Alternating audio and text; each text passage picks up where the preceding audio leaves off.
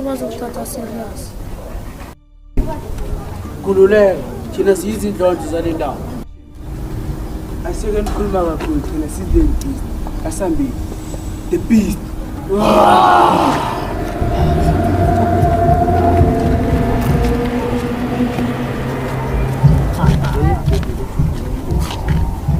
Bafethu indawo le ngathi ayisekho safe. Awungawa, ngisilongisa umafene ebhakabhaka. Hayi safe kahle le ndawo, safe kakhulu. Ngibona. Ikuse bafethu, abantu ngathi baphethe ingaza so. Ande baphethe into ethengayo bafethu, mayini namthi. Manje kesidlaleni khulu. Esiplay cool. Ara bafowethu, if le ntwana kunomuntu ezintenako la solimala bafowethu sokhabatheka. Ayintwana zakamaki vele like